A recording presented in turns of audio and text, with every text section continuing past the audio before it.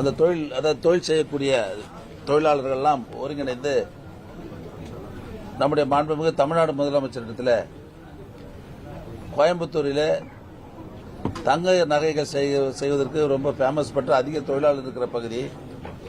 இந்த பகுதியில் தங்க நகை பூங்கா ஒன்று அமைத்து தர வேண்டும் என்று முதல்வரிடத்தில் வைத்த கோரிக்கையை ஏற்று நம்முடைய மாண்புமிகு தமிழ்நாடு முதலமைச்சர் அவர்கள் கோயம்புத்தூருக்கு கடந்த ரெண்டு மூன்று மாதத்திற்கு முன்பாக வருகை தந்தபோது அரசு விழாவில் கோயம்புத்தூர் மாவட்டத்தில் தங்க நகை பூங்கா 126 கோடி மதிப்பில் அமைக்கப்படும் என்று அறிவித்தார்கள். அதன் அடிப்படையில் இன்றைக்கு குறிச்சி சிட்கோ தொழில்பேட்டையில் ரூபாய் 126 கோடி ரூபாய் மதிப்பில் 2.46 ஏக்கர் பரப்பில் 8,57,000 சதுர அடியில் எல்லா வசதிகளும் கொண்ட ஒரு தொழில் பூங்காவை அமைக்க வேண்டும் என்று திட்டமிட்டு இன்றைய தினம் இந்த கோயம்புத்தூரில் இருக்கிற 18க்கும் மேற்பட்ட தங்க நகை தொழில் முனைவோர்கள் சங்கங்கள்லாம் ஒருங்கிணைந்து இங்கே கூட்டம் போட்டோம். இதை கூட நம்முடைய முதல்வருடைய ஆலோசனை பேரில் தான் நீங்கள் நேரடியாக போய் அந்த சங்கங்களுடைய நிர்வாகிகளாம் அழைத்து பேசி இப்போது அமைக்கப்பட உள்ள அந்த கட்டடம் என்னென்ன வசதிகள் இருக்கிறது என்பதை அவர்களுக்கு தெரிவித்து எந்தெந்த சலுகைகள் அந்த வசதிகள் தேவை என்பதை அந்த சங்கங்களின் மூலமாக அறிந்து அதையும் நீங்கள் நிவர்த்தி செய்து தந்திட வேண்டும் என்று மாண்புமிகு தலைவர் தமிழ்நாடு முதலமைச்சருடைய வைத்த கோரிக்கை ஏற்று அவருடைய அறிவை ஏற்று இன்றைக்கு நலச்சங்கத்தினுடைய கூட்டங்கள் போட்டு பல்வேறு கருத்துக்களை அவர்களும் வழங்கியிருக்கிறார்கள். நாம் திட்டமிட்ட அந்த என்னென்ன திட்டங்கள் அந்த கட்டணங்கள் என்னென்ன வசதிகள் வருகிறது என்பதை அவங்களுக்கும் நாங்கள் படம் போட்டு காமிச்சிருக்கிறோம்.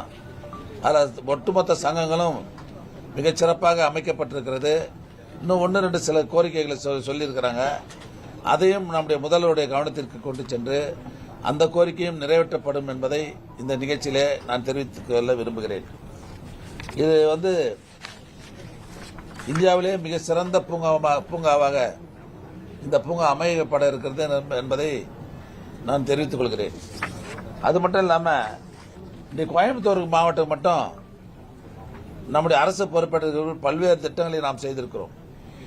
இன்னைக்கு ஒரு நாட்டினுடைய பொருளாதார வளர்ச்சிக்கு உறுதுணையாக இருக்கிறது எம்எஸ்எம்இ தொழில் நிறுவனங்கள் தான். அந்த எம்எஸ்எம்இ தொழில் நிறுவனங்களை பாதுகாக்க மேலும் வளர்த்து எடுப்பதற்காக நம்முடைய மாண்புமிகு தமிழ்நாடு முதலமைச்சர் அவர்கள் பல்வேறு புதிய திட்டங்களை அறிவித்து இன்றைக்கு செயல்படுத்துகிற ஒரு அரசாக நம்முடைய அரசு விளங்கிக் கொண்டிருக்கிறது.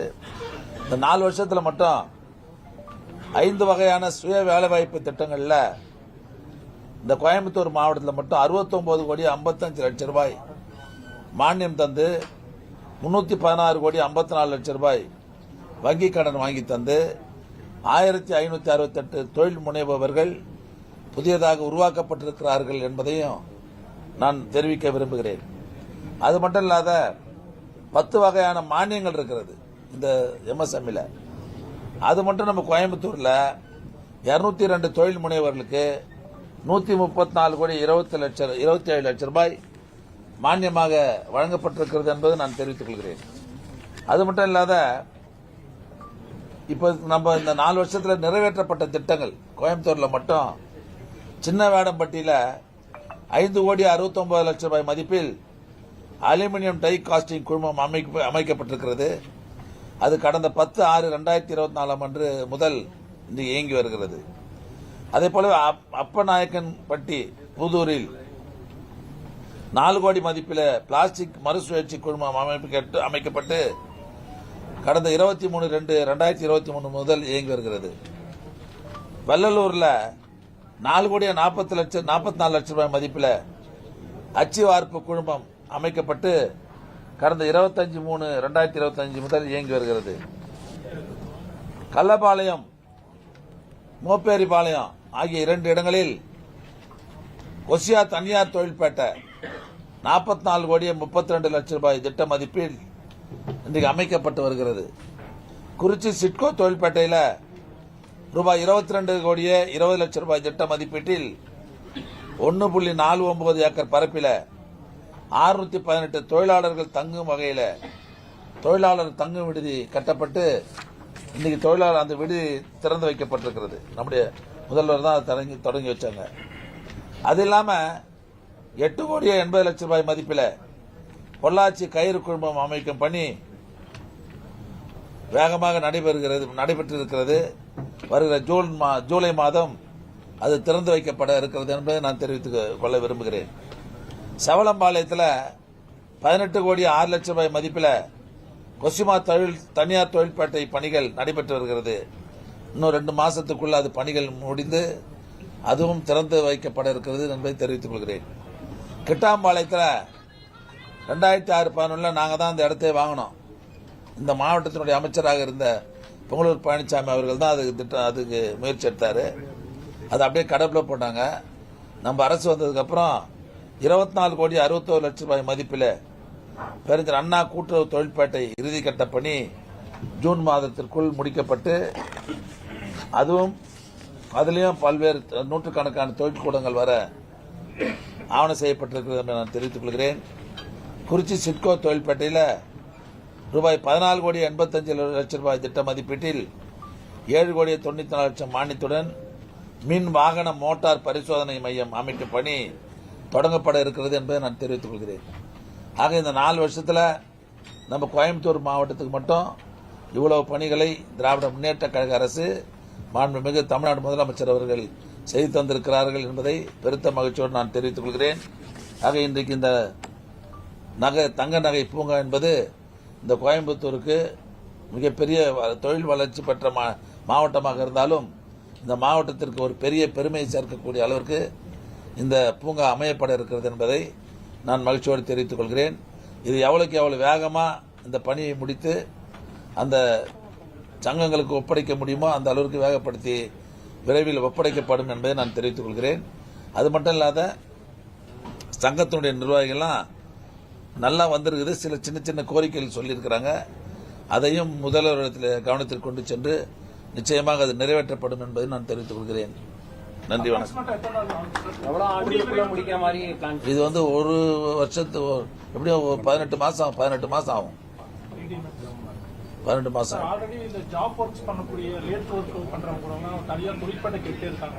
இந்த பட்ஜெட்ல அறிவிப்புலயுமே அவங்க அதிருப்தி தெரிவிச்சிருக்காங்க. எந்த தொழிற்பேட்டைப்பா? இந்த மோட்டார்ஸ்க்கு இதுக்கெல்லாம் ஜாப் ஒர்க் பண்றாங்க இல்லைங்களா, லேட் ஒர்க் பண்றாங்க. அதான் இப்ப தனியார் தொழிற்பேட்டை அதில் வரப்போகுது. நாங்க இப்ப கிட்டத்தட்ட நம்ம அரசு 4 வருஷத்துல சிட்கோ தொழிற்பேட்டை மட்டும் எவ்வளவு அறிவிச்சிருக்கோம் தெரியுமா? இப்ப இந்த பட்ஜெட்ல கூட 9 அறிவிச்சிருக்கிறோம்.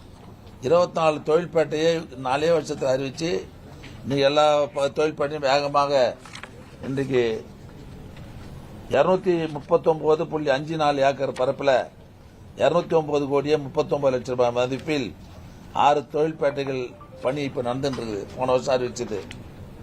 அது இல்லாத இந்த பட்ஜெட்ல 9 இடங்கள்ல 398 ஏக்கர் பரப்புல 366 கோடி தான் இப்போது 9 தொழிற்பேட்டை அறிவிச்சு அது வேலை நடந்துட்டு இருக்குது.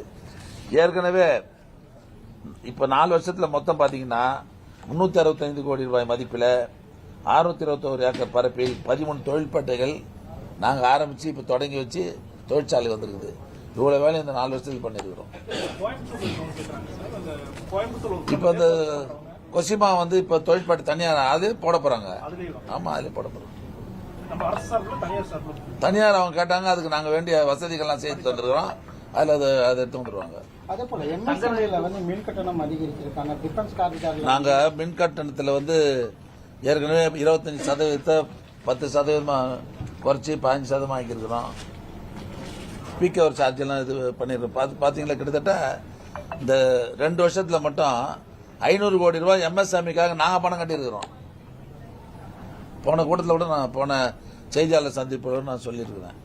இது மின் கட்டண உயர்வு அந்த துறை வேற இருந்தாலும் இந்த எம்எஸ்எம்இ பாதிச்சிடக்கூடாதுன்னு சொல்லி 517 கோடி ரூபாய் 2 ஆண்டுகளில் மட்டும் இந்த மின்சார கட்டணம் ஏற்றதுக்கு அப்புறம் அந்த எம்எஸ்எம்இ நிறுவனங்களுக்கு நாங்க பணம் கட்டியிருக்கிறோம் இந்த துறையின் சார்பாக. வேற இந்த தங்கராய் போல என்னென்ன வசதிகள்லாம் சொல்லியிருக்கீங்க? இப்ப நீங்க இல்லையா நீங்க அந்த பேட்டியில சொல்றீங்களா? என்னென்னலாம் சொல்லிடுறேன். இதுல தங்க நகை பட்டறைகள் தங்க நகை உற்பத்திக்கான பொது வசதி மையம், 3D பிரிண்டிங் மற்றும் சேலர் கட்டிங் வசதிகள், ஹால்மார்க் தர பரிசோதனை கூடம், பாதுகாப்பு பெட்டகம், கண்காட்சி கூடம், கூட்ட அரங்கு, பயிற்சி மையம், அதிநவீன கண்காணிப்பு வசதிகள், பார்க்கிங் வசதி, உணவு அருந்தக்கூடிய இடம், இன்னும் 2-3 கேட்டு அதையும் பண்ணி தரேன்னு சொல்லிட்டோம். வேற என்னென்ன கேட்டிருக்காங்க? கேட்டிருக்கு. அவங்க இந்த நகைகள்லாம் நாங்க சின்ன இந்த துகள்கள்லாம் நான் கை கழுவும் போது கூட தண்ணியில போயிடும், அதெல்லாம் கூட சேஃப்டி பண்ணி தரேன்னு சொல்லிட்டோம். ஆபீஸுக்கு இடம் கேட்டாங்க, அதையும் நான் பண்ணி தரேன்னு சொல்லிட்டோம். சார், வணிக வளாகத்திலேயே வந்து அவங்களுக்கு கடை மாதிரி கட்டி கொடுத்தா அவங்களுக்கு விற்பனைக்கு, ஏன்னா அது கடை மாதிரி கட்ட முடியாது. அது ஒரு பகுதிக்குள்ள அந்த மாடல், ஒரு டிசைன் ரெடி பண்ணிடுவோம், ஒரு அரங்கம் மாதிரி பண்ணிடுவோம். இவங்க செய்யற நகைகள்லாம் அதில் காட்சியகப்படுத்தலாம், ஜனங்க பாக்குற மாதிரி. அதுல நல்ல டிசைன் நல்லா பண்றவங்களும் அவங்க நிறைய வியாபாரம் ஆகும். இல்ல மாநகர் பகுதியில் அந்த பூங்கா அமையுது, ரொம்ப முக்கியமான பகுதியில. அப்படின்ற போது ஃபேஸ் 2லயே இந்த வாய்ப்புகள் ஏற்படுத்தி அதை பரிசீலிக்க அவங்களுக்கு கொஞ்சம் வாய்ப்பு இருக்குமா சார்? முதல்வருடைய கவனத்துக்கு கொண்டு சென்று பரிசீலிக்கப்படும். சிறு குறு தொழில் முனைவோர்கள் சோலார் பேனல் அமைக்கும் போது நெட்வொர்க்கிங் சார்ஜஸ் வருது, அது கிட்டத்தட்ட அதுதான் 25% 5% 10% குறைச்சிருக்கிறோமே. நீதிமன்றம் வாங்கக்கூடாதுன்னு சொல்லியும் அது வாங்குறாங்க அப்படிங்கிற மாதிரி. அப்படி ஒன்றும் வரலையப்பா கமிஷனர் சார், நீதிமன்றத்தில் எதுவும் உத்தரவு இல்லை. அதெல்லாம் ஒன்று. நன்றி.